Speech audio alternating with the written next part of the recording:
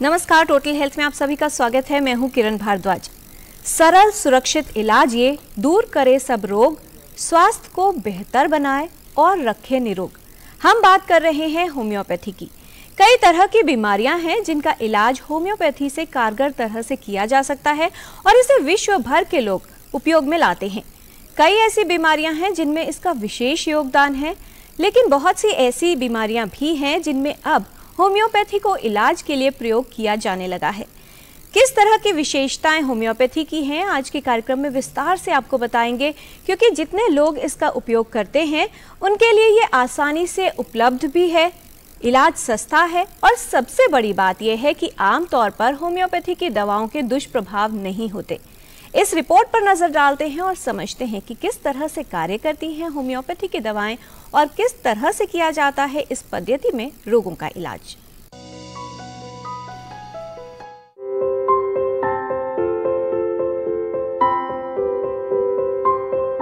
Homeopathy एक प्रभावशाली चिकित्सा पद्धति है।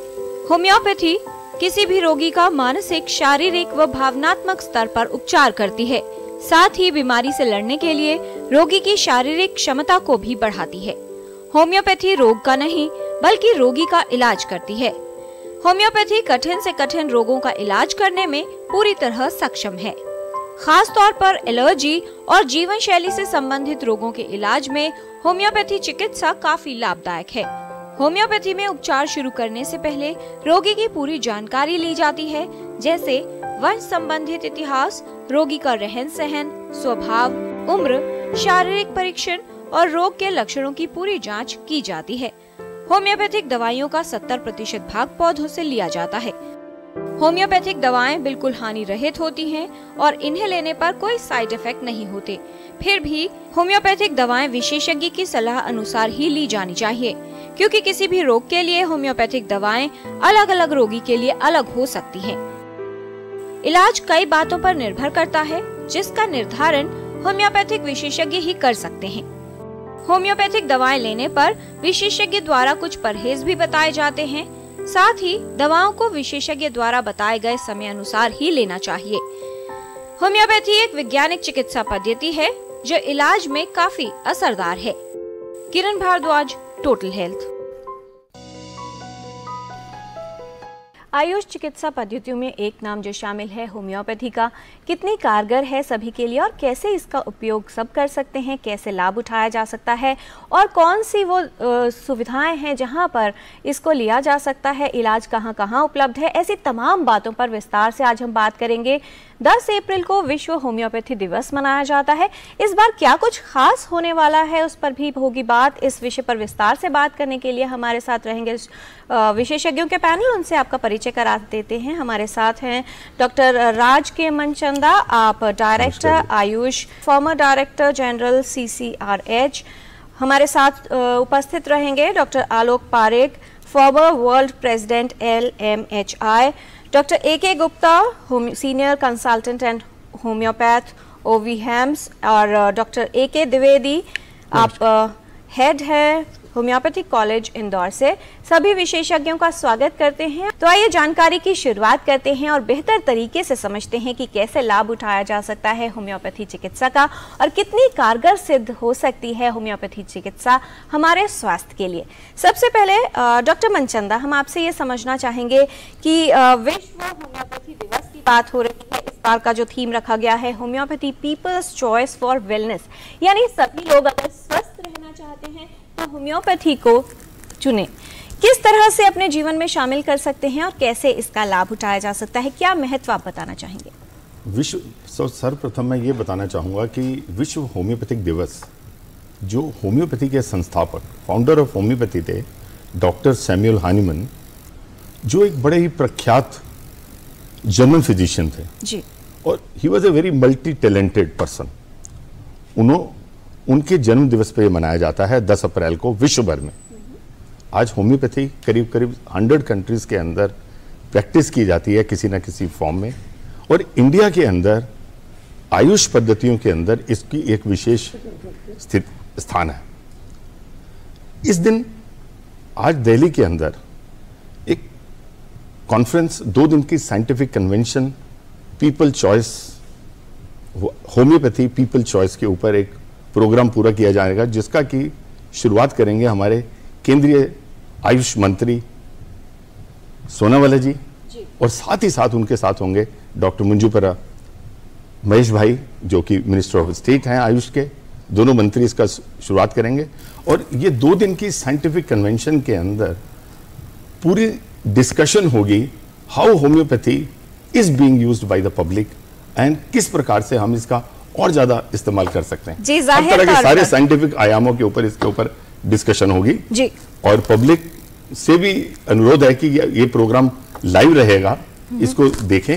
डॉक्टर मनचंदा, विस्तार से हम लोग इस पर जरूर बात करेंगे, क्योंकि पीपल्स चॉइस यानी लोगों की पसंद, लोग इसको अपनाएं, वही जो है मुख्य तौर पर केंद्र बिंदु है, और ध्यान भी इसका रखना चाहिए, क्योंकि अब बात हो रही है स्वास्थ्य को बेहतर बनाने की।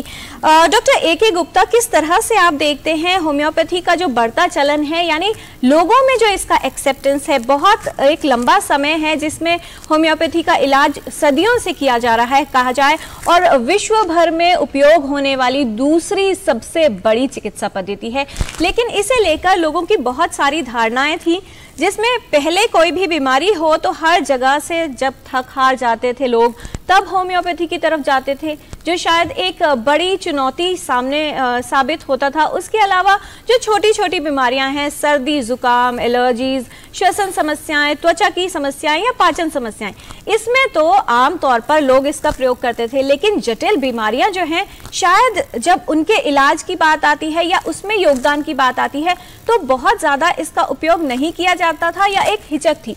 किस तरह से आप देखते हैं लोगों में इसके बढ़ते चलन को और होम्योपैथी की एक्सेप्टेंस की अगर बात की जाए? पहले तो मैं सबको बधाई देना चाहूंगा, और हेनिमन बर्थडे की और वर्ल्ड होम्योपैथिक डे की। और जहां तक आपने कहा कि होम्योपैथी का उपयोग वाकई में अब दिन ब दिन बढ़ता जा रहा है ऑल ओवर द वर्ल्ड, उसकी 2-3 कारण मुख्य हैं। एक तो जो लोग पहले हमें कन्वेंशनल ट्रीटमेंट लेते थे तो उनसे इमीडिएटली उनको रिलीफ मिल जाता था, पर वो प्रॉब्लम जड़ से खत्म नहीं होती थी, तो आए दिन वही प्रॉब्लम रिपीट होती थी। तो ऐसे टाइम पे उनको होम्योपैथी में आने के बाद उनकी जो प्रॉब्लम होती थी वो जड़ से खत्म होनी शुरू हो गई, कि उनको क्योर मिलना शुरू हो गया। जैसे आपने कहा कि शुरू में था कि आम बीमारियों के लिए लिया जाता था, ये बात सही है कि इवन कॉमन कोल्ड, जिसको कि हम बड़ी आम कहते हैं, वो भी एक जैसे वायरल प्रॉब्लम होती है या कुछ एलर्जिक होती है, तो उसमें भी मरीज को पूरी तरह से इलाज नहीं मिल पाता था कन्वेंशनल ट्रीटमेंट में, वो सिर्फ उसकी बीमारी फॉर द टाइमिंग दब जाती थी। तो जब उन्होंने होम्योपैथी का उपयोग करा और पाया कि उनकी ये प्रॉब्लम जो कि बारी बारी रेकर करती थी वो खत्म हो गई, तब उनका विश्वास और वो भी बढ़ता गया, और उन्होंने फिर दूसरी प्रॉब्लम को भी होम्योपैथी का उपयोग करना शुरू करा। और जहां पे पहले ये माना जाता था कि जब आप हर इलाज से थक जाते थे, और लोग बाग तब इसके बाद होम्योपैथी में आते थे कि चलो अगर फायदा नहीं होगा तो नुकसान भी नहीं होगा। तो मैं यहाँ पे आपके इस माध्यम से ये बताना चाहता हूँ कि ये लोगों को ये चीज नहीं सोचनी चाहिए कि उनको कि जब वो लास्ट स्टेज पे आए, अगर वो होम्योपैथी को as a first choice adopt करते हैं, तो बहुत हद तक संभव है कि उनकी होने वाले जो कॉम्प्लिकेशन है किसी भी बीमारी की, कॉमन बीमारी से लेके आम बीमारियों से लेके जटिल बीमारियों की भी, even like diabetes, blood pressure and दूसरी टाइप की प्रॉब्लम है, उससे भी वो बच सकते हैं। क्योंकि जो होम्योपैथी का बेस है वो यही है कि इंडिविजुअलिस्टिक अप्रोच से ट्रीटमेंट किया जाता है, ना कि उनका कॉमन वो है ट्रीटमेंट। तो जब वो इंडिविजुअलिस्टिक अप्रोच में ट्रीटमेंट करते हैं तो उसकी जो दवा होती है वो बिल्कुल अचूक रहती है, अगर उसके मरीज के लक्षणों के आधार पर, उनके कॉन्स्टिट्यूशन के आधार पर किया जाए। हाँ, अगर खाली हम सिर्फ लक्षणों को, जो कि कोल्ड है, डायबिटीज की है या आर्थराइटिस की है, सिर्फ उनके सुपरफिशियल लक्षणों के हिसाब से दवाई दें तो थोड़ा रिलीफ मिलेगा, हो सकता है पूरी तरह से खत्म ना हो। परंतु जब से ये हमने कॉन्स्टिट्यूशनल ट्रीटमेंट देना शुरू करा है, और जिसके ऊपर कि हमारी होम्योपैथी पूरी आधारित है, और डॉक्टर हेनिमन साहब ने शुरू से यही कहा कि treat the man in the not the disease. तो जब हम मैन को ढूंढते हैं तो उसमें उसका कॉन्स्टिट्यूशन आता है, जिसमें उसकी मेंटल, फिजिकल, इमोशनल सारे एस्पेक्ट्स को कवर किया जाता है, और उसके आधार पर दवा का चयन होता है। क्योंकि जब ड्रग प्रूविंग में जो दवाइयाँ मिलती हैं, तो वो जब हम उनको सेम टाइप ऑफ सिम्टम एक मरीज में मिलते हैं तो वो दवा दी जाती है, और वो दवा से उसको पूर्ण तरह लाभ भी मिलता है। जी। बेहद महत्वपूर्ण बात डॉक्टर गुप्ता, बेहद महत्वपूर्ण बात आपने बताई है कि हर व्यक्ति का अगर रोग एक समान भी हो तब भी इलाज व्यक्ति के जो नेचर है उसके आधार पर होगा, यानी इलाज अलग हो सकता है। डॉक्टर द्विवेदी जी, व्यक्ति विशेष पर निर्भर करता है जी। और दूसरी जहां तक जटिलता की बात है कि अब होम्योपैथी में अब वो समय नहीं रहा कि लोग सिर्फ पहले कहते थे कि होम्योपैथी सिर्फ बच्चों के लिए या बुजुर्गों के लिए ही अच्छी है। आज की डेट में होम्योपैथी हर इवन असाध्य रोगों में भी बहुत अच्छा काम कर रही है, जिसमें कि हम देखते हैं न्यूरोलॉजिकल डिसऑर्डर्स है, मोटर न्यूरॉन डिजीज है, गुलेनबेरी सिंड्रोम है, और इवन स्किन के जो कि बहुत बीमारियां अक्सर होती जाती है, जैसे सोरायसिस है, एटोपिक डर्मेटाइटिस है या रूमेटॉइड आर्थराइटिस है, इवन उनमें भी, और जो कैंसर जैसे रोग हैं उनमें भी होम्योपैथी काफी प्रचलित है और अच्छा प्रभाव रखती है जी। एक एक करके इन बड़ी बीमारियों की भी हम ज़रूर बात करेंगे। डॉक्टर द्विवेदी, ये जो बात डॉक्टर गुप्ता ने सामने रखी है कि हर व्यक्ति विशेष के जो प्रकार है उसके तरह से ही इलाज किया जाएगा, रोग एक लेकिन इलाज अलग हो सकता है। हमने पूरे कोविड के दौरान देखा है कि इम्यूनिटी की बात होती रही है। किस तरह से आप मानते हैं कि अगर अपनी इम्यूनिटी, रोग प्रतिरोधक क्षमता को मजबूत बनाना है यानी वेलनेस रखनी है, तो किस तरह से उपयोगी हो सकती है होम्योपैथी? जी, मैं डीडी न्यूज़ के सभी दर्शकों को नमस्कार करता हूं, और आपने जो प्रश्न पूछा है बहुत ही अच्छा प्रश्न है। जैसे मैं बात करता हूं कि किसी परिवार में अगर 5 सदस्य हैं और पांचों को खांसी हुई, तो खांसी का एक उन्होंने सिरप पिया, 2 लोगों को उस सिरप से आराम हो जाता है लेकिन 3 लोगों को आराम नहीं होता है। ये हम रेगुलर देखते रहते हैं। बुखार आया तो बुखार उतारने की जो दवाई वो खाते हैं, 2 लोगों का बुखार उस दवाई से उतर जाता है लेकिन 3 लोगों का बुखार नहीं उतरता है। कहने का मतलब कुछ न कुछ हर व्यक्ति के शरीर में अलग होता है, और हम लोग होम्योपैथी के जो चिकित्सक होते हैं उसी को जो अलग है उसी को देखने का प्रयास करते हैं। जैसे किसी को ड्राई कफ है तो उसके लिए अलग मेडिसिन है, किसी को कफ के साथ स्पुटम आ रहा है उसके लिए अलग मेडिसिन है, किसी को कफ के साथ उल्टी आ रही है उसके लिए अलग मेडिसिन है, किसी को चलते हुए श्वास भर रहा है, दम आ रहा है उसके लिए अलग मेडिसिन है, किसी को बैठे बैठे भी दम भर रहा है उसके लिए अलग मेडिसिन है। तो बहुत ही स्पेसिफिक मेडिसिन हैं होम्योपैथी में, और उसको हम सिम्टम्स बोलते हैं। सिम्टम्स 2 तरीके के होते हैं, एक तो ऑब्जेक्टिव सिम्टम्स जो डॉक्टर खुद देखता है, फिजिशियन, और दूसरा सब्जेक्टिव सिम्टम्स जो मरीज बताता है। तो हम मरीज के बताए हुए सिम्टम्स और हमारे खुद के जो ऑब्जर्वेशन है उसके आधार पर टोटलिटी ऑफ सिम्टम्स बनाते हैं, और उससे जो मेडिसिन निकल करके आती है उसको देने से पेशेंट को तुरंत राहत मिल जाता है। ये जो गलत धारणा थी कि होम्योपैथी दवाई के लिए बहुत ज़्यादा समय लगता है, ये बिल्कुल गलत है। अभी आपने कोविड की बात किया, कोविड के बाद जब मरीजों का कोविड ठीक हो गया, अस्पताल से ठीक होकर के आए, उसके बाद कई लोगों में कमजोरी बनी रही, सूखी खांसी बनी रही, जो 6-6 महीने तक दूसरे इलाज से नहीं ठीक हुआ, और जब वो लोग हमारे पास आए, होम्योपैथी ट्रीटमेंट लिया, तो कुछ ही दिन के होम्योपैथी ट्रीटमेंट से बिल्कुल ठीक हो गए। मैं एक पेशेंट का आपको जिक्र बताना चाहता हूं कि उसको कोविड हुआ था।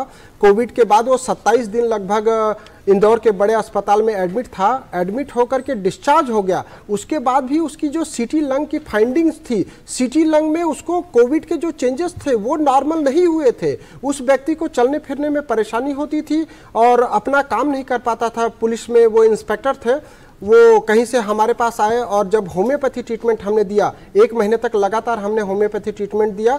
उनका 1 महीने बाद जब उनकी परेशानी ठीक हो गई, उनको खांसी आना बंद हो गया, श्वास की जो परेशानी थी वो ठीक हो गई, कमजोरी ठीक हो गई, तब हमने वापस जब सीटी स्कैन करा करके देखा, सीटी चेस्ट करा करके देखा, तो जो फाइंडिंग पहले थी वो पूरी तरह से ठीक हो गई। कहने का मतलब व्यक्ति का सिम्टम्स भी ठीक हो गया, उसकी परेशानी खत्म हो गई, और जब परेशानी खत्म हो गई तो उसके इन्वेस्टिगेशन रिपोर्ट से उसको प्रूव भी किया जा सका।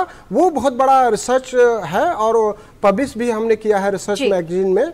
तो इस तरीके से अगर आप व्यक्ति को अस्पतालों में भर्ती होने के बाद भी उनकी परेशानी समस्या नहीं ठीक होती है, तब वो लोग हमारे होम्योपैथी ट्रीटमेंट की ओर आते हैं और उनको बहुत अच्छा इससे लाभ मिलता है। जी, लेकिन अब हम बात ये कर रहे हैं कि शायद सबसे पहले अगर होम्योपैथी को फर्स्ट चॉइस बनाया जा सके तो उससे बेहतर कुछ नहीं होगा। डॉक्टर आलोक पारेख, वैश्विक स्तर की बात की जाए, किस तरह से देखते हैं होम्योपैथी का उपयोग लोगों में बढ़ता, इसका चलन कैसे एक्सेप्टेंस देख रहे हैं, और क्या कुछ हो रहा है वैश्विक पटल पर होम्योपैथी के संदर्भ में? धन्यवाद। सबसे पहले तो बहुत बहुत शुभकामनाएं विश्व होम्योपैथी दिवस पर, जो कि हमारे जनक डॉक्टर सैमुअल फ्रेडरिक हैनीमैन का जन्म दिवस है। सबसे पहले मैं आपको ये कहना चाहूँगा कि होम्योपैथी एक संपूर्ण वैज्ञानिक चिकित्सा पद्धति है जी। ये एक यूनिवर्स के लॉ पर आधारित है। इसके कुछ लॉज हैं, उस पर ये गवर्न होती है। मतलब ऐसे नहीं होता कि कहीं कोई भी दवाई किसी चीज के लिए दे दी, मतलब एक फिक्स्ड लॉ है, एक उसके हिसाब से ही हम लोग चलते हैं, पहली बात। दूसरी बात यह है कि आज विश्व में सबसे बड़ी समस्या क्या है? आज विश्व में स्वास्थ्य से संबंधित सबसे बड़ी समस्या है साइड इफेक्ट्स की जी। हम रोग का इलाज तो करते हैं, पर साथ में हम और भी बहुत कुछ दे देते हैं। तो हमें ऐसे इलाज की आवश्यकता है जिसके कि दुष्परिणाम न हो। मॉडर्न चिकित्सा पद्धति ने बहुत विकास हुआ है, हम उसकी बहुत बड़ाई करते हैं। बहुत चीजें उन्होंने बहुत विकास किया है जो हम सबके लिए बहुत लाभदायक है। एट द सेम टाइम मैं ये कहना चाहूंगा कि होम्योपैथिक चिकित्सा पद्धति में जो सबसे बड़ी चीज है वो ये है कि हमारी पद्धति में कोई दुष्परिणाम नहीं है जी। हम रोगी का इलाज करते हैं, सिर्फ रोग का नहीं। उदाहरण के लिए ये अब सारी दुनिया में आज से 30 वर्ष पहले जो औषधियां थी, मसलन एंटीबायोटिक्स थे या जो भी चीजें थी, आज नए आ गए, वो पुराने वाले जो है कम कारगर हो गए। इसी प्रकार अगर हम इतिहास को देखें तो ये जो चिकित्सा है इसमें जो अलग अलग पद्धतियों में एंटीबायोटिक्स थे या और एंटीबैक्टीरियल्स थे, वो बदलते जाते हैं। कारण मनुष्य का रेजिस्टेंस, कारण मनुष्य की इम्यूनिटी, कारण मनुष्य की ससेप्टिबिलिटी, कारण मनुष्य की रिएक्टिविटी, मतलब इतनी सारी चीजें इस मानव शरीर के अंदर हो रही हैं कि हमें उसका जायजा लेना बहुत जरूरी है। पूरे विश्व में होम्योपैथी में बहुत अनुसंधान हो रहा है और हम सबसे ज्यादा अनुसंधान में क्या जोर देते हैं? मरीज की मानसिक स्थिति, मरीज की पारिवारिक स्थिति, मरीज की सब चीजें, समाज में उसका दायित्व। तो होम्योपैथी सिर्फ एक चिकित्सा पद्धति नहीं है, मैं कहूंगा कि ये एक जीवन पद्धति है जिसको कि हम शिक्षा चिकित्सा के साथ लिंक करते हैं। अच्छा देखिए, पहली चीज। दूसरी चीज आपको होम्योपैथी में जो मिलेगी वो सिंपैथी, दया भाव। हम रोगी के प्रति इतना दया भाव रख के चलते हैं कि उसको चींटी बराबर भी कष्ट ना हो जो हम पैदा करें। उस दया भाव के साथ जब होम्योपैथी दी जाती है तो वो बहुत कारगर होती है। यही नहीं, बहुत वैज्ञानिक है। पूरे विश्व में अनुसंधान हो रहे हैं तरह तरह के। और मैं धन्यवाद देना चाहूंगा भारत सरकार का जी, जिसने इस समय होम्योपैथिक चिकित्सा पद्धति को, भारत को विश्व भर में एक लीडर बनाया है। हम सबसे अग्रणी देश हैं होम्योपैथिक चिकित्सा शिक्षा में, होम्योपैथिक चिकित्सा में, होम्योपैथिक फार्मेसी में, फार्मासिस्ट में, फार्मास्यूटिकल्स में और होम्योपैथिक के एजुकेशन में सबसे आगे हम विश्व में इस समय हैं और पूरा विश्व भारत की तरफ देख रहा है। मैं भारत सरकार और हमारे आयुष विभाग को बहुत बहुत धन्यवाद देता हूं जिन्होंने इतने प्रयासों से हमें, मैं चूंकि विश्व की जो सबसे बड़ी संस्था है इंटरनेशनल होम्योपैथिक लीग, उसका इमीडिएट पास्ट प्रेसिडेंट हूं, तो मैं आपको गर्व के साथ कह सकता हूं कि भारत में जो होम्योपैथी के प्रति जागृति आई है वो पूरे विश्व के लिए एक मिसाल है जी। जाहिर तौर पर बहुत ही अच्छी खबर है, प्रेरणादायक खबर है और इसे एक कीर्तिमान भी माना जाना चाहिए हमारे लिए। डॉक्टर मनचंदा, ये जो स्ट्रेंथ की बात करते हैं होम्योपैथी में, क्योंकि इसके साइड इफेक्ट्स नहीं होते, तो बहुत से लोग ऐसे हैं जिन्हें ये लगता है कि मीठी गोलियां हैं, खाते रहिए, डॉक्टर से मिलने की क्या जरूरत। क्यों महत्वपूर्ण होगा कि एक होम्योपैथ या विशेषज्ञ की सलाह अनुसार ही ट्रीटमेंट लिया जाए? और स्टैंडर्डाइजेशन की जो बात है कि दवाएं हैं उनकी एफिकेसी क्या होगी, क्या स्टैंडर्ड मेंटेन होगा, इसके लिए किस तरह की प्लानिंग्स की गई हैं, क्या कदम उठाए गए हैं? भारत सरकार ने नेशनल होम्योपैथिक कमीशन बनाया है ताकि देश भर में होम्योपैथिक एजुकेशन को अच्छे तरीके से स्टैंडर्डाइज रखा जा सके।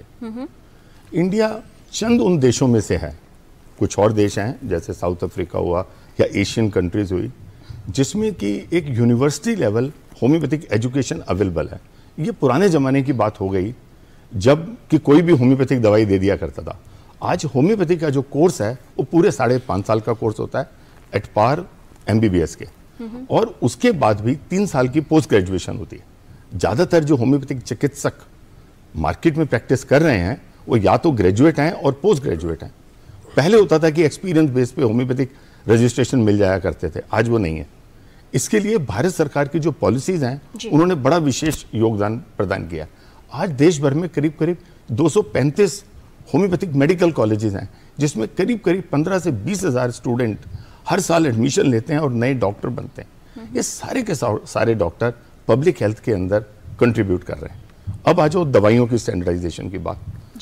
विश्व भर में होम्योपैथिक चिकित्सा पद्धति में कई सारे फार्माकोपियास हैं। यूरोपियन फार्माकोपिया है, यूनाइटेड स्टेट्स का फार्माकोपिया और इंडिया का भी फार्माकोपिया, और इंडिया का फार्माकोपिया इन सभी फार्माकोपिया के मुकाबले बड़ा अच्छा है। भारत सरकार की एक पॉलिसी रही है इंक्लूसिव। जितने भी मानक यूरोपियन फार्माकोपियाज में, चाहे वो जर्मन है, चाहे वो फ्रेंच है, और या वो यूनाइटेड स्टेट्स का है, उन सबको समाहित करके और अपनी रिसर्च कंटिन्यूअस करते रहते हैं हम लोग। Central council for research in homeopathy की एक सेपरेट ब्रांच है ड्रग स्टैंडर्डाइजेशन की। उनका काम ही यही है कि रेगुलरली दवाइयों के मानक बनाते रहना, ताकि जो मार्केट में पब्लिक को दवाइयाँ मिलती हैं वो अच्छी क्वालिटी की मिले। और जो ड्रग कंट्रोल डिपार्टमेंट है देश भर के, वो इन बातों का ध्यान भी रखते हैं। तो होम्योपैथी की दवाइयाँ वही होती हैं जो स्टैंडर्ड अवेलेबल हैं। जितनी भी आजकल फार्मेसीज हैं सारी GMP सर्टिफाइड फार्मेसीज हैं। अब होम्योपैथिक मेडिसिन इंडिया से काफ़ी एक्सपोर्ट भी होते हैं। एक टाइम था जब हम सिर्फ इंपोर्ट पे फोकस करते थे, आज इंपोर्ट। तो सारी चीज़ें स्टैंडर्डाइज्ड हैं, चाहे वो एजुकेशन है, चाहे वो क्लिनिकल प्रैक्टिस है, और या दवाइयाँ जो कि अवेलेबल हैं। जी, और दवाओं की जो गुणवत्ता है उस पर भी विशेष ध्यान दिया गया है। बहुत सारे सवाल हमारे पास आ रहे हैं। डॉक्टर द्विवेदी, गुल केशवानी हैं, वो ये कह रहे हैं कि इनको क्रॉनिक एसिडिटी है, काफ़ी टाइम से ये ट्रीटमेंट भी शायद इन्होंने दवाएं ट्राई की है, बहुत ज़्यादा कुछ असर नहीं हो पाया है। क्या होम्योपैथी के माध्यम से इनमें कुछ सुधार हो सकता है? बिल्कुल, मैं आपके चैनल के थ्रू बताना चाहूँगा कि एसिडिटी को लोग ये समझते हैं कि केवल ये पेट की बीमारी है या जो वो ट्रीटमेंट ले रहे थे उन दवाइयों का साइड इफ़ेक्ट है। ऐसा नहीं है। अगर मैं होम्योपैथी के दृष्टि से बात करूं तो एसिडिटी हमारा गैस्ट्रिक एसिडिटी भी हो सकता है और मानसिक कारणों से भी एसिडिटी हो सकता है। तो अगर हम लोग होम्योपैथिक दवाइयों का उनको सेवन कराएं थोड़े समय तक, तो उनको एसिडिटी के साथ साथ जो उनकी मानसिक परेशानी है वो भी खत्म हो जाएगी।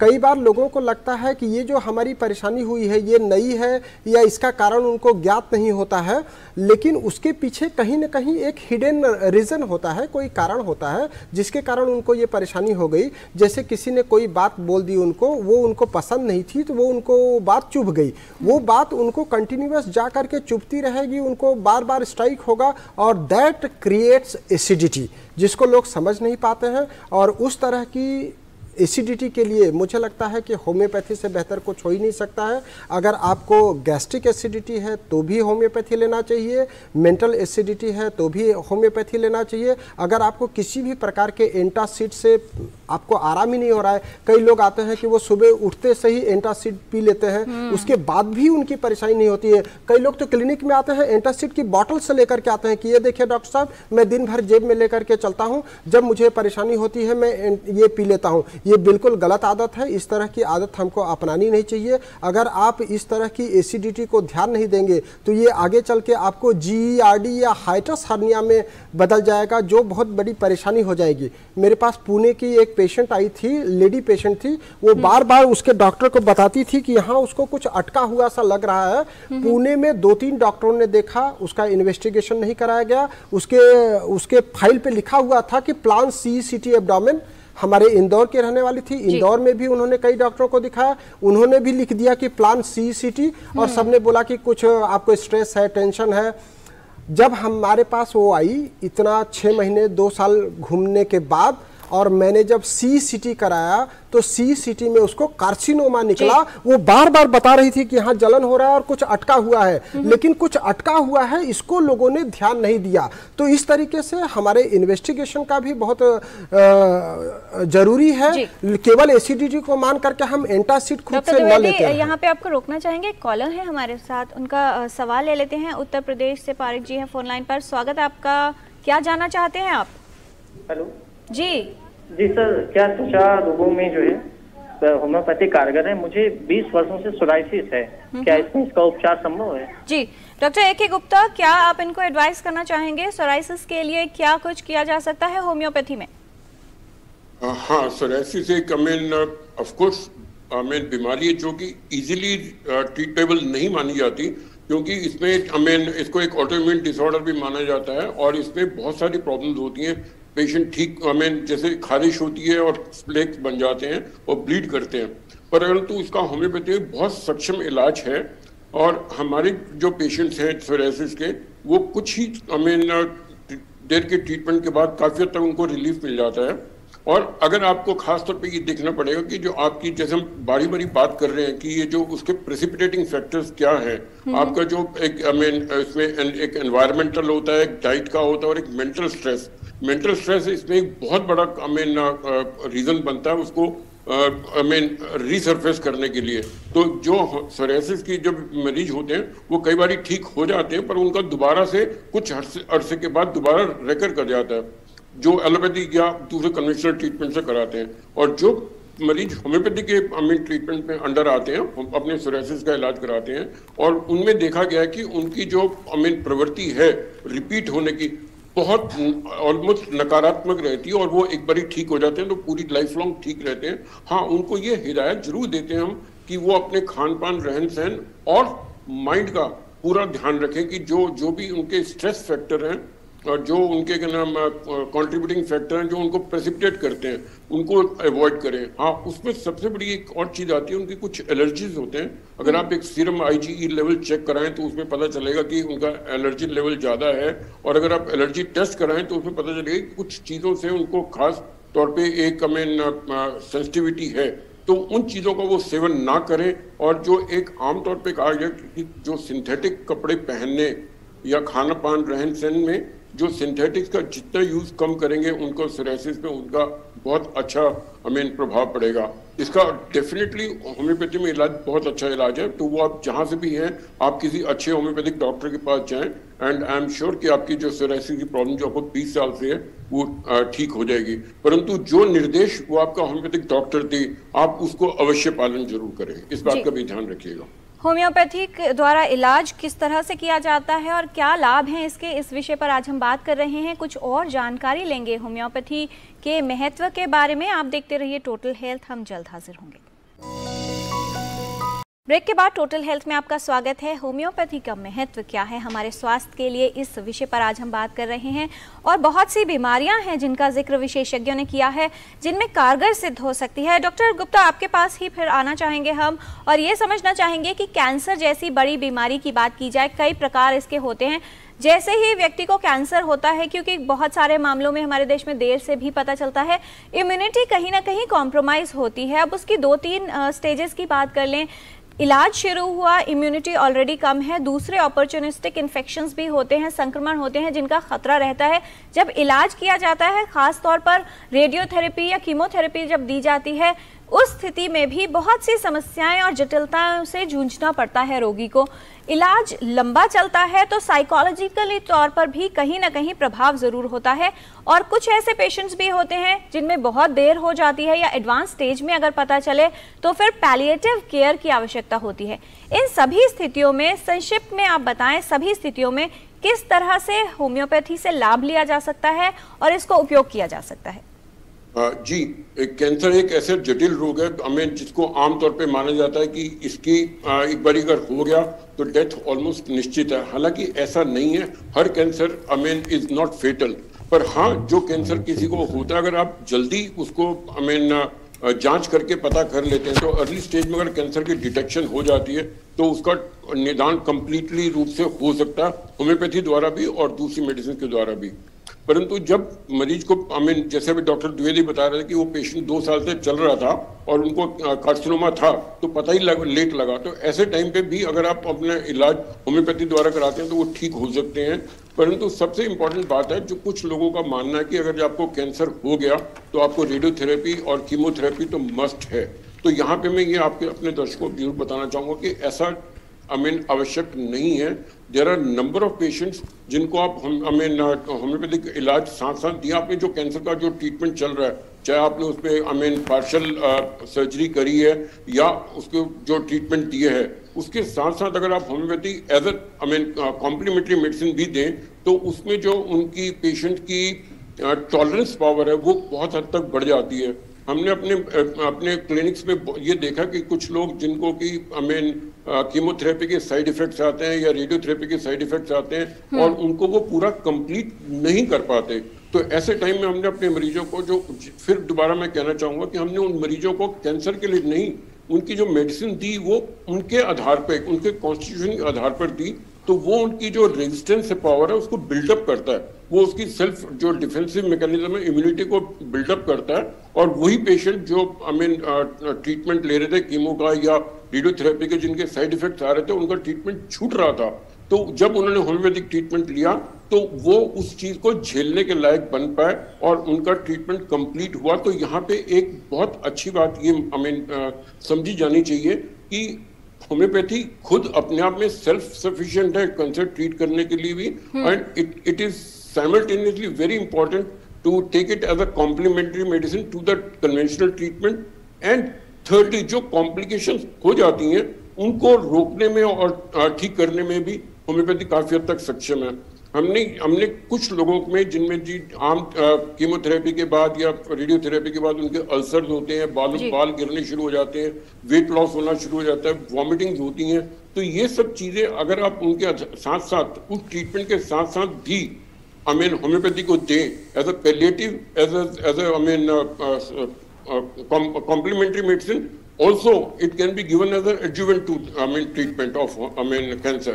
और जो कैंसर की जो बाद में एक्चुअल बहुत एक्यूट पेन्स वगैरह होती हैं, वहां पे होम्योपैथिक मेडिसिन पैलिएटिव का भी काम करती है। हाँ, ऐसे समय में हम ये नहीं कह सकते पेशेंट क्योर हो जाएगा, पर अगर उसकी पेशेंट की जो क्वालिटी ऑफ लाइफ है और जो उसकी पेन है, अगर आप उसको कम करने में काफी हद तक सक्षम है होम्योपैथी द्वारा, तो वो भी अपने आप में एक बहुत बड़ी एडवांटेज और it should be considered an achievement by homeopathy.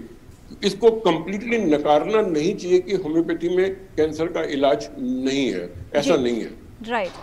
Doctor आलोक पारेख, ये जो बात है कि मॉडर्न मेडिकल साइंस के युग में होम्योपैथी या जो आयुष की पद्धतियां हैं उनको मॉडर्न मेडिकल साइंस के साथ सम्मिलित होकर इंटीग्रेटेड तरीके से रखा जाए, जिससे जो पेशेंट है उसको अधिक से अधिक लाभ प्राप्त हो सके, उसकी क्वालिटी ऑफ लाइफ बेहतर हो सके, चाहे किसी भी रोग की बात की जाए। किस तरह से देखते हैं कि होम्योपैथी का जो चलन है बढ़ता जा रहा है लोगों के बीच में, और जो लोग मेडिकल साइंस में एलोपैथी द्वारा इलाज भी करवाते हैं, चाहे सपोर्ट के तौर पर, साइड इफेक्ट्स को कम करने के तौर पर, और जितना सहयोग हो सकता है उसके लिए भी होम्योपैथी की तरफ जरूर देखते हैं। बहुत बहुत धन्यवाद, क्योंकि ये बहुत ही प्रश्न जो है बड़ा इम्पोर्टेंट है। देखिए, आज के युग में सभी चिकित्सा पद्धतियों को एक दूसरे का आदर करना चाहिए, पहली चीज। दूसरी चीज है कि सबको एक दूसरे के साथ मिलकर चलना चाहिए। तो इसलिए हम ऑल्टरनेटिव वर्ड यूज नहीं करते, हम कहते हैं कॉम्प्लीमेंट्री मेडिसिन। जी, मनुष्य के लिए, मनुष्य के जीवन के लिए जो सबसे कारगर चीज है हमें वह अपनानी चाहिए। हर चिकित्सा पद्धति को दूसरी का वो कुछ विरोध नहीं करना चाहिए। अब हम लोग लौट के आते हैं, चलिए कैंसर पे, जिसका कि अभी आप जिक्र कर रहे थे। और हम पिछले 50 वर्षों से आगरा में हमारा जो बहुत बड़ा सेंटर है, वहाँ 70% कार्य कैंसर पे होता है। अच्छा देखिए, कैंसर जो है एक बहुत बड़ा स्पेक्ट्रम है, जिसके एक छोर पे कैंसर नहीं है, लेकिन रोगी को डर लगता रहता है कि कहीं कैंसर ना हो जाए। जिसके एक छोर पे वह रोगी हैं जिनके की पारिवारिक पृष्ठभूमि है कैंसर की। तो होम्योपैथिक चिकित्सा, जैसे डॉक्टर गुप्ता ने कहा कि उस समय हम कॉन्स्टिट्यूशनल ट्रीटमेंट देते हैं उस व्यक्ति पर आधारित, जिससे कि उसको कैंसर ना हो। उस समय कॉन्स्टिट्यूशनल ट्रीटमेंट देने से होम्योपैथी ने विश्व में लाखों कैंसर के रोगियों को भविष्य में कैंसर ना होने की वैक्सीन दी अपनी कॉन्स्टिट्यूशनल दवाई के थ्रू। दूसरे नंबर पे वह रोगी आते हैं जिनको एक्चुअल कैंसर हो गया या बनने की तैयारी है, प्री कैंसर स्टेज जिसको हम कहते हैं, जैसे ल्यूकोप्लेकिया है या हेपेटाइटिस बी और सी है परसिस्टेंट। इनमें भी अगर होम्योपैथिक कॉन्स्टिट्यूशनल दवा दी जाती है तो हम भविष्य के कैंसर को रोक सकते हैं। तीसरी जो सबसे बड़ी चीज आती है, जब एक्चुअल ट्यूमर बन गया जी, एक्चुअल ट्यूमर बनने पर भी अगर हम होम्योपैथिक इंडिविजुअलाइज्ड कॉन्स्टिट्यूशनल ट्रीटमेंट दें तो काफी हद तक ये कारगर होता है। लेकिन बदकिस्मती से या आज के हालात में जो कैंसर के रोगी अधिक होम्योपैथी में आते हैं वो वह रोगी है जो ऑपरेशन करा चुके हैं, जिन्होंने कीमोथेरेपी ले ली है, जिन्होंने रेडियोथेरेपी ले ली है और जिनको अब दोबारा से रिकरेंस हो गई और अब उन्हें ये कहा गया कि भाई आप कुछ ही समय के मेहमान हैं। वह रोगी ज्यादातर होम्योपैथी में आते हैं। इनको हम कहते हैं पैथेटिक स्टेट। होम्योपैथी की औषधियों से हम इस ग्रुप के रोगियों को की क्वालिटी ऑफ लाइफ इंप्रूव करते हैं। हम उनका स्पैन ऑफ लाइफ तो इंप्रूव करते ही, हम क्वालिटी ऑफ लाइफ इंप्रूव करते हैं। इसको हम लोग कहते हैं सूदिंग पैलिएशन। तो होम्योपैथी में बहुत सी ऐसी दवाइयां हैं, औषधियां हैं जिन्हें हम कैंसर रेमेडीज कहते हैं और बराबर उन पर अनुसंधान हो रहा है। हमारी जो केंद्र CCRH central council for research in homeopathy, वह भी कैंसर के औषधियों पे काफी रिसर्च कर रही है और हमने पाया कि इन रोगियों में होम्योपैथिक औषधियों से मरीज की जो जीवनी शक्ति है उसको हम फिर से थोड़ी सी शक्ति दे सकते हैं और उसका जो जीवन है उसकी क्वालिटी इंप्रूव कर सकते हैं। सिर्फ यही नहीं, हम इसके द्वारा उनकी लाइफ को भी बढ़ा सकते हैं। और इन दवाइयों से हम अब जो सबसे बड़ा ग्रुप हमारे पास आ रहा है इस समय वो side effects of radio and chemotherapy. देखिए होम्योपैथी टोटली रेडियोथेरेपी, इम्यूनोथेरेपी और कीमोथेरेपी के खिलाफ नहीं है। बहुत सी ऐसी बीमारियां हैं जैसे हॉजकिंस डिजीज है या कई चीजें हैं जिनमें ये पद्धतियां काफी हेल्प करती हैं, लेकिन ये तो मानना ही पड़ेगा कि इनके काफी साइड इफेक्ट्स भी हैं, दुष्परिणाम भी हैं। तो रोगी बीमारी के अलावा इन दुष्परिणामों से भी बड़ा ग्रस्त रहता है। और होम्योपैथी में ऐसी औषधियां हैं जो side effects of radiotherapy, side effect of chemotherapy, इसमें बहुत हेल्प करता है। जी, जाहिर तौर पर अगर बड़ी बीमारी है, लंबा चलने वाला इलाज है, होम्योपैथी दवाओं को साथ में लेकर चला जाए तो बहुत लाभ हो सकता है।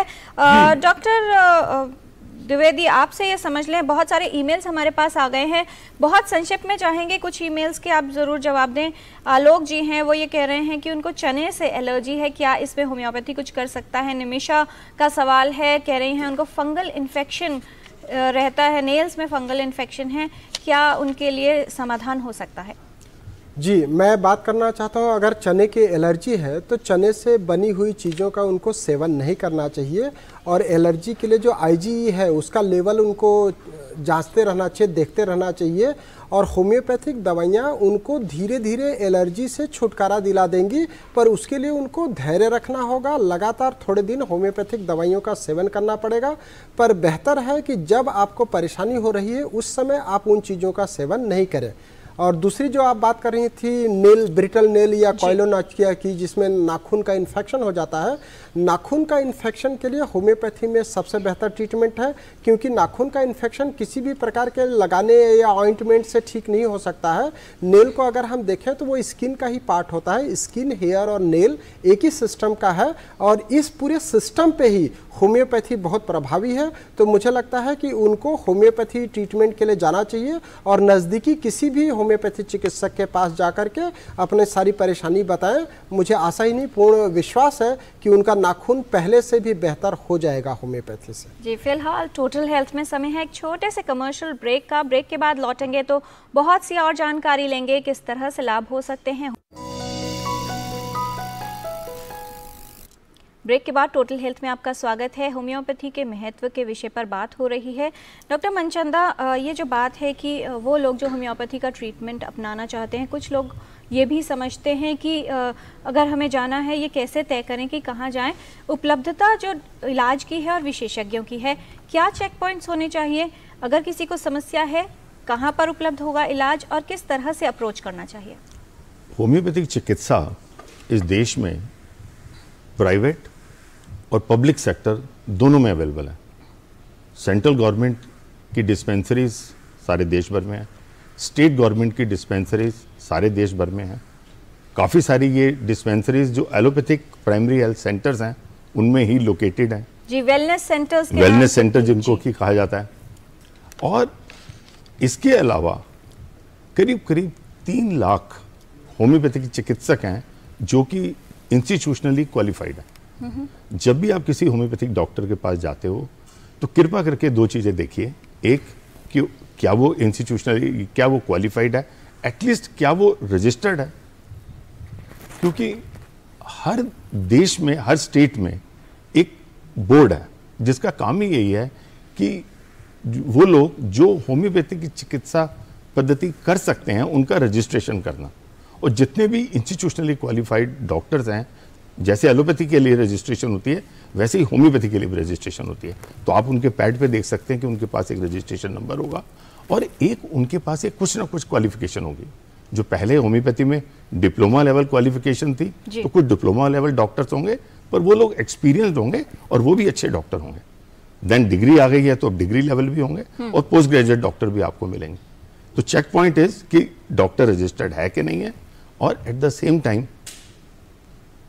मतलब इसके अलावा डिग्री उसके पास किस तरह की है और किस प्रकार से वो इलाज करता है। जी, जाहिर तौर पर फिलहाल हमारे साथ एक कॉलर है, मनीष जी हैं, गुजरात से कॉल किया है, जिन्होंने बहुत स्वागत आपका टोटल हेल्थ में। क्या जानना चाहते हैं आप? हाँ जी मैडम, मेरा सवाल ये है कि मेरे को पैराथायराइड है जी। पैराथायराइड कई समय से है और मेरा कैल्शियम बढ़ता रहता है, थोड़ा मतलब 11 के तक कैल्शियम है। और दिक्कत में ये आती है कि बार बार स्टोन होता है मेरे को, कैल्शियम हाई होने से बार बार स्टोन होता है। मेरा पीटीएस लेवल 120 से ज्यादा है जी। और मैं ये कहना चाहता हूँ कि जो आपकी होम्योपैथिक में लिक्विड वाली दवाई आती है वो प्रभावित है कि गोली वाली दवाई आती है वो प्रभावित है? जी, पहले तो आपको एक विशेषज्ञ से सलाह जरूर ले लेनी चाहिए। डॉक्टर गुप्ता, क्या आप इन्हें सजेस्ट करना चाहेंगे? हाँ, पहले तो जैसे आपने बताया पैराथायराइड है इनको, तो बेसिकली आई मीन जितनी भी अगर रीनल प्रॉब्लम है, जैसे उनको बताया कि रेकरेंट स्टोन्स होते हैं इनको, वो उनका उस चीज के लिए उनको ध्यान रखना पड़ेगा कि किडनी की हेल्थ, मतलब kidney should also remain very healthy, because उसमें कैल्शियम की एसिमिलेशन की जो प्रॉब्लम होती है उसकी वजह दिक्कत आती है। अगर आपका कैल्शियम लेवल बढ़ता है तो भी दिक्कत है, कम होता है तो भी दिक्कत है। और जो आपका पैराथायराइड की वो आई मीन 120 बता रहे हैं पैराथायराइड हार्मोन की पीटीएच वैल्यू, तो उसको आप डेफिनेटली होम्योपैथिक ट्रीटमेंट उसके लिए ले सकते हैं। परंतु आपका जो मेन क्वेश्चन था कि वो लिक्विड वाली दवाई या आई मीन सॉलिड वाली दवाई, तो मैं यहाँ पे एक आपके आई मीन आम दर्शकों को बताना चाहूंगा कि उससे कोई खास फर्क नहीं पड़ता कि आपने लिक्विड दवाई ली है या आई मीन गोलियों में या पाउडर में दवाई ली है। ये अपनी अपनी सहूलियत के हिसाब से दी जाती है। जैसे कुछ लोग बच्चे होते हैं उनको लिक्विड दवाई, क्योंकि लिक्विड दवाई आप डायरेक्ट मुंह में डालते हैं तो उसमें थोड़ा कड़वापन होता है, बिकॉज अल्कोहल बेस्ड होती है ये। और तो उसके लिए जो उसमें आई मीन गोलियां दी जाती है, एक बहुत अच्छी बात यहाँ पे पूछ ली गई है कि वो जो आम मरीज देखता है कि उसको हर मरीज को वही एक ही पुड़िया मिलती है, उसमें वही पाउडर है, वही गोलियां, तो सब एक सी लगती है। तो वास्तव में ऐसा नहीं होता, क्योंकि जो एक्चुअल दवाई होती है, जो गोलियां होती हैं, गोलियों में लिक्विड डाला जाता है जिसे हम डाइल्यूशन कहते हैं, वो अलग अलग दवाइयां होती हैं। पर जब दिखने में, क्योंकि ये डॉक्टर हैनीमैन की एक बहुत अच्छी सूझ थी कि उनका मानना था कि treatment should be very simple and easy for the patient to be taken, क्योंकि पहले टाइम पे इंजेक्शन लगते थे, लीच की वो करते थे। तो ये तभी हम कहते हैं कि homeopathy in which homeopathy we give sweet pills to eat and sweet behaviour to admire. तो यहाँ पे इनका जो एक खास तौर पे कि सिर्फ ऐसी धारणा बना के रखे कि जो लिक्विड मेडिसिन सिर्फ वही असर करती है, ऐसा बिल्कुल नहीं है। डॉक्टर गुप्ता, बहुत संक्षिप्त में आपसे जानना चाहेंगे, हालांकि विषय बड़ा है, न्यूरोलॉजिकल डिसऑर्डर्स में किस तरह से उपयोगी हो सकती है होम्योपैथी? जी, अमीन आपको बता के बहुत हर्ष हो रहा है कि मेरे को हम होम्योपैथी में न्यूरोलॉजिकल डिसऑर्डर में बहुत अच्छे लेवल पे काम कर रहे हैं, जिसमें कि जो अमीन माना जाता था कि न्यूरोलॉजिकल डिसऑर्डर की अगर एक बार पैरालिसिस हो गया तो वो ठीक होगा ही नहीं, परंतु हमने होम्योपैथी द्वारा अपने AKG OVM's क्लिनिक में बहुत सारे केसेस उनको देखें जिनमें न्यूरोलॉजिकल कंडीशंस को अपने होम्योपैथी द्वारा ठीक करा है। हाँ, उसमें उनको जैसे कि अब पैरालिसिस है, गुलेनबर्ग-ज़ीबी सिंड्रोम है या मोटर न्यूरल डिजीज ALS वगैरह हैं, इनमें भी होम्योपैथी का काफ़ी अच्छा रोल है, जहाँ पे वो जो उसकी प्रोग्रेशन को पूरी तरह कर क्योर नहीं करती तो प्रोग्रेशन को काफी हद तक स्लो डाउन कर लेती है, डीजनरेशन को स्लो डाउन कर लेती है और उनकी वहां पे एक स्टेज पे आके रुक जाती है, स्टेबल हो जाती है and the quality of life patient can enjoy, even the life span of the patient can also be improved and बढ़ाया जा सकता है। पर इनके साथ साथ जो दवाइयों के साथ, होम्योपैथिक की दवाइयों के साथ यहाँ पे हम अपने क्लिनिक्स पे पेशेंट को जरूर एडवाइज करते हैं कि वो थोड़ी फिजियोथेरेपी का एज एन ऑक्सिलरी मेजर उसको जरूर यूज करें। तो कुछ लोग कुछ व्यक्ति ऐसे होते हैं जो सिर्फ सोचते हैं कि खाली दवाई खाएं, बाकी कुछ हाथ पैर भी ना हिलाएं। तो ऐसे न्यूरोलॉजिकल डिसऑर्डर पे होम्योपैथी के साथ ऑक्सिलरी मेजर में फिजियोथेरेपी या दूसरी थेरेपी का रोल बहुत अहम है, उसको साथ में करते रहना चाहिए, उसको वी कैन नॉट इग्नोर। जी, जाहिर तौर पर जैसे विशेषज्ञ बता रहे हैं कि न सिर्फ छोटी समस्याएं बल्कि बड़ी जटिल बीमारियों के इलाज में भी उपयोगी और सहयोगी है होम्योपैथी। कुछ और जानकारी लेंगे, उससे पहले लेते हैं एक छोटा सा विराम। आप कहीं मत जाइएगा, देखते रहिए टोटल हेल्थ। के बाद टोटल हेल्थ में आपका स्वागत। होम्योपैथी के महत्व के विषय में आज हम जानकारी ले रहे हैं विशेषज्ञों से। विशेषज्ञों ने तो उपयोगिता बता ली है, लेकिन वो लोग जो इसका उपयोग करते हैं वो क्या समझते हैं होम्योपैथी के बारे में और कैसे होता है लाभ, आइए समझते हैं। I am just showing off the pictures of my daughter of all 3 stages. Stage 1, an early stage in which she had few rashes. Stage 2, while she was getting a treatment. Stage 3, when she fully got recovered and was even able to consume normal milk. She came out of her milk allergy as well. I have used homeopathy for myself and my family for the last 30 years for almost all the medical problems. मेरे sinus का problem था, इसके अलावा मेरे पास stress भी था, financial stress. I was in depression mode. तो डॉक्टर साहब के साथ मैंने 2 महीने का ट्रीटमेंट करवाया। Now I am feeling very well. मेरा वो एंजाइटी लेवल ख़त्म हो गया है। I have been using homeopathic medicine for close to 18 years now, and for all my family health problems, and I have a very good experience of from the homeopathic system of medicine. It has always helped me and my family members to get relief from the health issues. तो जाहिर तौर पर हमने जाना वो लोग जो homeopathy का इलाज उसमें ले रहे हैं किस तरह से लाभान्वित हुए हैं अलग अलग बीमारियों के लिए। डॉक्टर आलोक, आपसे ये समझ लें कि क्योंकि आप विश्व स्तर पर कार्य करते रहे हैं और होम्योपैथी के इलाज को लोगों तक पहुंचाने में काफ़ी सहयोगी रहे हैं काफ़ी वर्षों से। एजिंग पॉपुलेशन की बात की जाए, न सिर्फ पूरे विश्व में, हमारे देश में भी एजिंग पॉपुलेशन बढ़ती जा रही है। उसके साथ कुछ बीमारियां हैं, अल्जाइमर्स डिजीज़ की बात करें, पार्किंसंस की बात करें, और इस तरह की बीमारियां जो बढ़ती उम्र के साथ बहुत ज़्यादा आम हो जाती हैं, जिनका रिस्क बढ़ जाता है। क्या इनके प्रिवेंशन में अगर पहले से प्लान किया जाता है, या वो लोग जिनमें इन बीमारियों की शुरुआत हो गई है होम्योपैथी को अपनाते हैं, क्या उससे लाभ हो सकता है?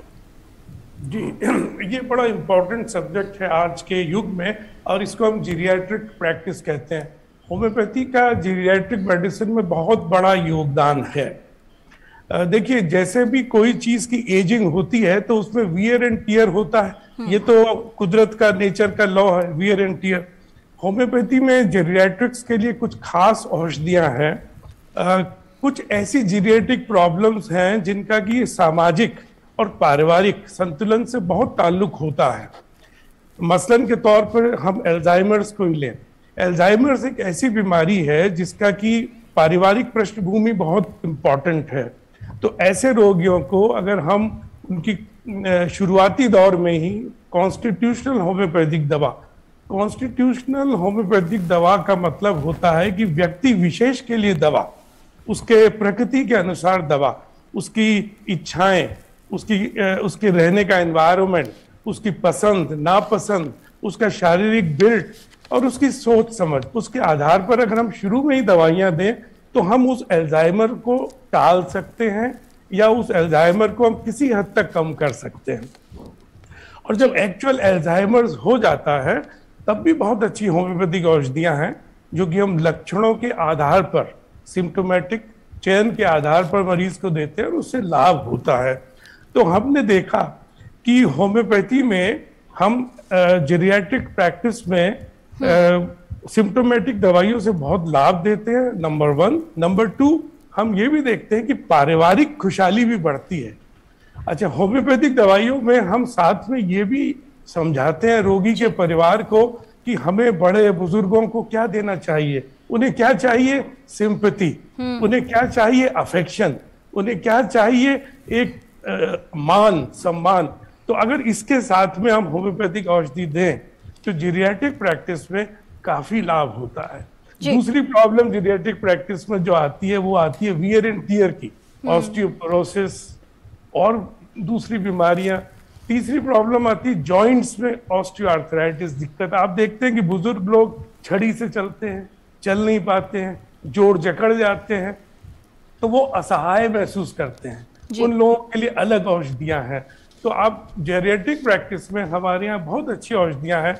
और मैं हमेशा ये कहता हूँ कि बुढ़ापा क्या है, बुढ़ापा इज ए सेकंड चाइल्डहुड। बुढ़ापा इज ए सेकंड चाइल्डहुड, दोबारा से बचपना आया है और उस आधार पे हम दवाइयां देते हैं, बहुत लाभ होता है, बहुत लाभ होता है।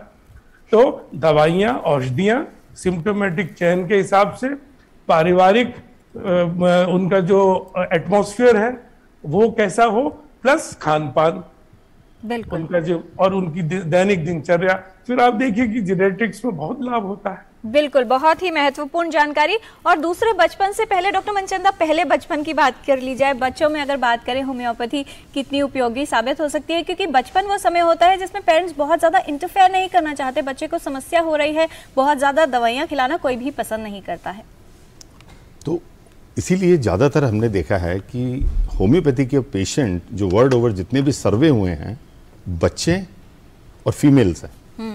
अगर 5 इंपॉर्टेंट एरियाज देखे जाएं जिसमें पेशेंट होम्योपैथिक ऑप्ट करते हैं, जितने इवन दिल्ली गवर्नमेंट की भी जितनी हमारी डिस्पेंसरीज में, उसमें करीब करीब 20 लाख पेशेंट हम साल भर में देखते हैं। अगर हमने उसका जो एनालिसिस किया, ये देखा कि जितनी भी सब एक्यूट और रिकरिंग प्रॉब्लम्स होती हैं, रेस्पिरेटरी डिजीज़ की, डाइजेस्टिव डिजीज़ की, आर्थराइटिस की, मेंटल हेल्थ से रिलेटेड या मदर और चाइल्ड से रिलेटेड, इसमें ज़्यादातर लोग homeopathy as a first line of treatment adopt करते हैं। मैं तो इस मामले में एक स्लोगन अक्सर करके कहता हूँ, हर हाल में अपनाएं होम्योपैथी, क्योंकि ये है सुरक्षित। जी, आपने बहुत ही कम शब्दों में बहुत महत्वपूर्ण बात कह दी है। पूरा निचोड़ जो है कार्यक्रम का वो आ गया है। डॉक्टर द्विवेदी, अगर ये कहें कि होम्योपैथी की इलाज हो रहा है, दवाएं असर कर रही हैं या नहीं, किस तरह से प्रमाणित किया जाता है और कैसे चेक्स रहते हैं इलाज के दौरान? बहुत ही अच्छी बात है मैडम जी आपकी। मेरे पास काफ़ी सारे ऐसे पेशेंट आते हैं जिनको अप्लास्टिक एनीमिया या सिकल सेल एनीमिया या थैलासीमिया रहता है, तो उनके पास ब्लड के सीबीसी रिपोर्ट्स होते हैं जिनका हीमोग्लोबिन कम रहता है या प्लेटलेट्स कम रहता है।